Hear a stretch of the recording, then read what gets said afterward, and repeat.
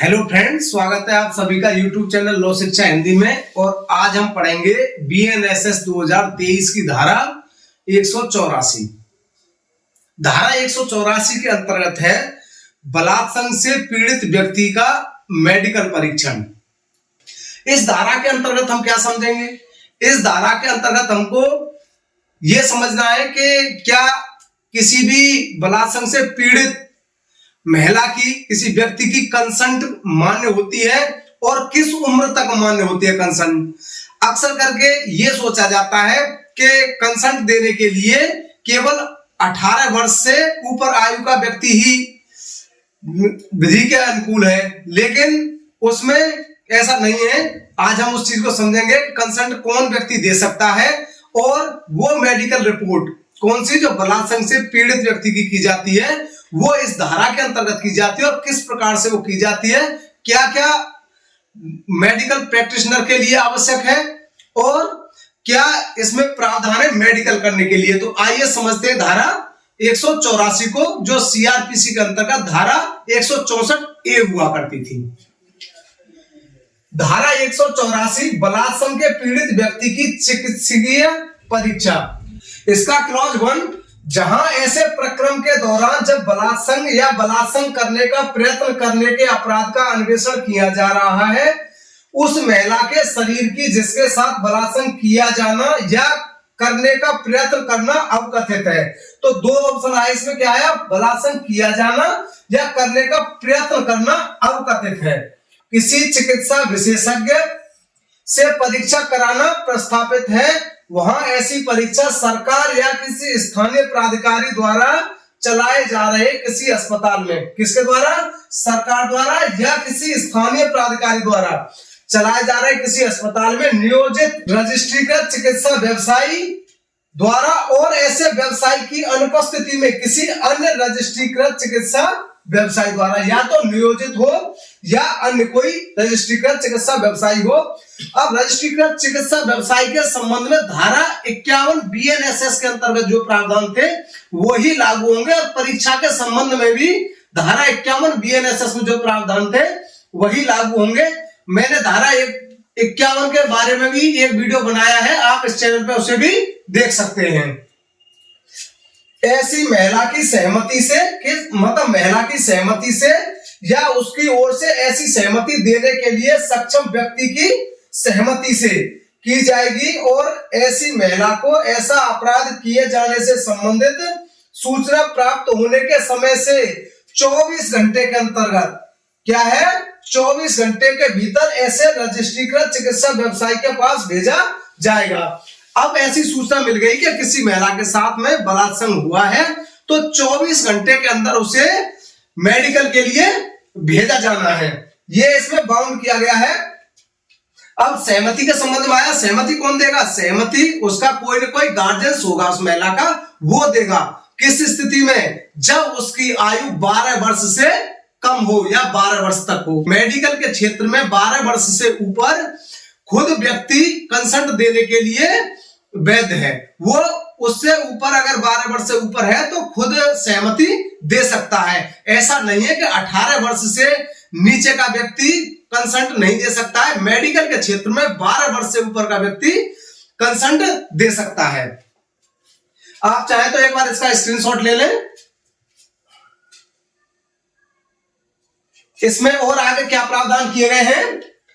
इसका उपधारा 2 है, वह रजिस्ट्रीकृत चिकित्सा व्यवसायी जिसके पास ऐसी महिला भेजी जाती है बिना किसी विलंब के उसके शरीर की परीक्षा करेगा और एक परीक्षा रिपोर्ट तैयार करेगा जिसमें निम्नलिखित ब्यौरे दिए जाएंगे। अर्थात इसका मतलब यह हो गया कि अगर उस मेडिकल प्रैक्टिशनर के पास में जो महिला मेडिकल के लिए भेजी जाती है तो उसके मेडिकल रिपोर्ट वो तैयार करेगा और उसमें क्या क्या ब्यौरे दिए जाएंगे वो भी जानेंगे। इस ब्यौरे के अंतर्गत ये प्रावधान आते हैं। अब मेडिकल रिपोर्ट क्या है? मेडिकल रिपोर्ट जो तैयार की जानी है उसमें क्या क्या है? सबसे पहला महिला का और उस व्यक्ति का जो उसे लाया है नाम पता। तो नाम पता होगा किसका?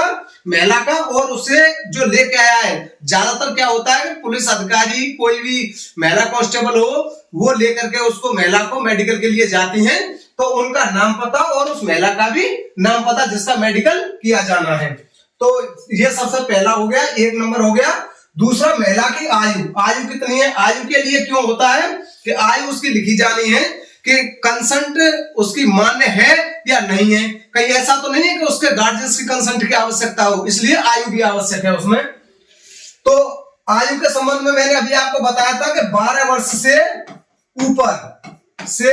ऊपर ये क्या है? ये कंसेंट दे सकते हैं। 12 वर्ष से ऊपर अगर कोई महिला है तो कंसेंट दे सकती है। थर्ड हो गया इसका, डीएनए प्रोफाइल करने के लिए महिला के शरीर से ली गई सामग्री का वर्णन। इसका मतलब ये है कि अगर डीएनए परीक्षण करने के लिए उस महिला के शरीर से जो भी पदार्थ लिए गए हैं उनको भी इसमें लिखा जाएगा। तो ये कुछ भी हो सकते हैं, जो पदार्थ हो सकते हैं, कोई मतलब प्यूबिक हेयर वगैरह हो सकते हैं, अन्य कोई भी पदार्थ हो सकता है, तो उसे मेडिकल प्रैक्टिशनर जो चिकित्सा व्यवसायी है वो लेंगे। नेक्स्ट है, महिला के शरीर पर क्षति के यदि कोई है चिन्ह, तो महिला को अगर उसको कोई चोट लगी है, कोई क्षति के हैं चिन्ह जो भी हैं, उनको भी उसमें मेडिकल रिपोर्ट में अंकित किया जाएगा। उसके अलावा क्या है, महिला की साधारण मानसिक दशा, कि कहीं ऐसा तो नहीं है महिला की मानसिक दशा कमजोर हो, उसकी कहीं ऐसा हो कि वो विकृत हो, तो उसको भी उसमें लिखा जाएगा। और उचित ब्यौरे सहित अन्य तात्विक विशिष्टियां, इसका मतलब ये हो गया कि उसमें अन्य वर्णन भी लिखा जाएगा। मेडिकल प्रैक्टिशनर उनसे पूछ लेते हैं महिला से कि किस प्रकार से आपकी ये चोट आई है, कि आपके साथ में किसी के द्वारा इंटरकोर्स किया गया है या नहीं किया गया, या उसके साथ में क्या कोई ऐसी घटना घटित हुई है, तो उस बारे में उसमें तात्विक विशिष्टि भी लिखेंगे। कौन? चिकित्सा व्यवसाय जो उसका महिला का मेडिकल परीक्षण कर रहे हैं। और क्या प्रावधान है इसकी? उपधारा 3 कहती है कि पुलिस रिपोर्ट में संक्षेप में वे कारण अभिलिखित किए जाएंगे जिनसे प्रत्येक निष्कर्ष निकाला गया है। तो पुलिस रिपोर्ट में इस तरह के विवरण भी लिखे जाएंगे जो निष्कर्ष निकाला गया है, क्या उसके साथ में संबंध बनाए गए हैं या नहीं बनाए गए हैं, तो उसमें ऐसे रिपोर्ट में संक्षेप में वो कारण भी अभिलिखित किए जाएंगे। ये उपधारा 3 कहती है। उपधारा 4 कहती है, रिपोर्ट में विनिर्दिष्ट रूप से यह अभिलिखित किया जाएगा कि ऐसी परीक्षा के लिए महिला की सहमति या उसकी ओर से ऐसी सहमति देने के लिए सक्षम व्यक्ति की सहमति अभिप्राप्त कर ली गई है। इसका मतलब यह है कि किसकी? महिला की सहमति या उसकी ओर से कोई भी सक्षम व्यक्ति जो सहमति देता हो, वो विवरण भी लिखा जाएगा कि सहमति प्राप्त कर ली गई है। और इसकी उपधारा 5 कहती है, रिपोर्ट में परीक्षा प्रारंभ और समाप्त करने का सही समय भी अंकित किया जाएगा। तो परीक्षा जो प्रारंभ की जाती है उसकी दिनांक और उसका समय कि किस दिन परीक्षा की गई है, वो दोनों उसके अंतर्गत लिखे जाएंगे मेडिकल परीक्षण रिपोर्ट में। और क्या प्रावधान है वो जानेंगे। तो ये हमारी उपधारा 6, रजिस्ट्रीकृत चिकित्सा व्यवसायी 7 दिनों की अवधि के भीतर रिपोर्ट अन्वेषण अधिकारी को, तो बाउंड कर दिया गया 7 दिनों के भीतर किसको?